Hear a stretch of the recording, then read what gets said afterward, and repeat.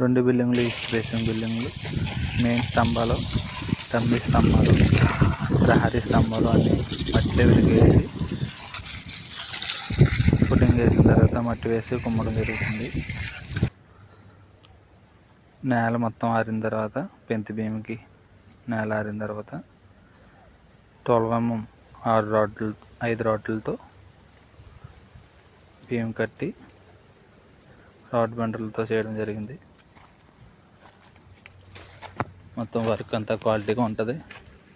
ధోనిల కోసం పెంతి భీమ్ ధోనిల కోసం సెంటరింగ్ రేకులతో చక్కగా మొత్తం అన్ని పెంతి భీములకి రేక్ సెంటరింగ్ చేసి వైబ్రేటర్ సహాయంతో కాంక్రీట్ మిల్లర్ మిక్సింగ్కి మిల్లర్ పెట్టి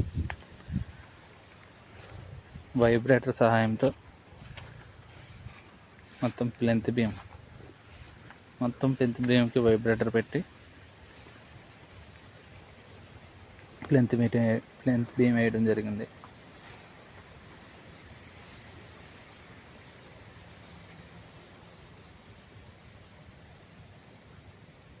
వర్క్ అంతా క్వాలిటీగా సెంటరింగ్ రేకులతో వైబ్రేటర్ సహాయంతో మిల్లర్తో చేయడం జరుగుతుంది.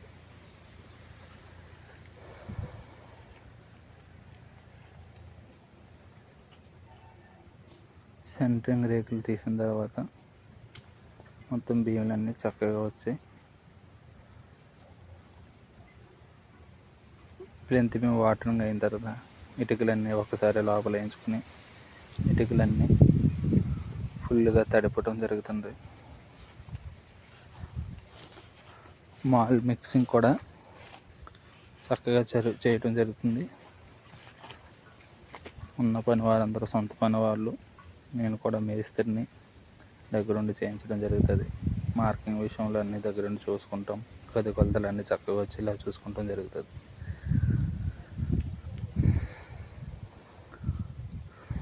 ఏ గదిలో కొలుసుకున్నా మనకి 90 degrees కరెక్ట్గా కొలత వస్తుంది. నార్త్కి కరెక్ట్గా ఉంటుంది. వాస్తుకు కూడా అన్ని కొలతలు, బేస్మెంట్ కొలతలు, అవుటర్ కొలతలు కూడా సిద్ధాంత ప్రకారం వాస్తుకి ఇచ్చిన కొలతలు కరెక్ట్గా రావడం జరిగింది. సిద్ధాంతం గీయించిన తర్వాత ఇంజనీర్ చాయిస్ కూడా తీసుకుంటాం జరిగింది. బేస్మెంట్ హైట్ వచ్చి సిమెంట్ రోడ్డు 40 అడుగులు సిమెంట్ రోడ్డు సెంటర్ పాయింట్ నుంచి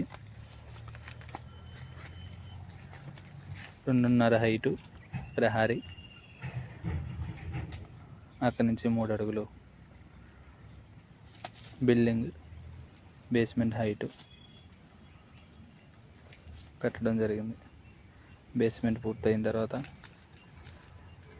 కింద బేస్మెంట్కి ప్లెంత్ బీమ్ అడుగు 4 అడుగులు కూడా, పైన 3 అడుగులు బెల్టు, కింద అడుగు బీమ్ వేసేటప్పుడు ప్లెంత్ బీమ్ 5 రాడ్లు, బేస్మెంట్ 4 అడుగులు కట్టి పైన మళ్ళీ బిల్డింగ్ గోడలు మొదలెట్టక ముందు ఆ పైన 3 అంగుళాలు 8mm రాడ్లతో బెల్ట్ వేయడం జరిగింది.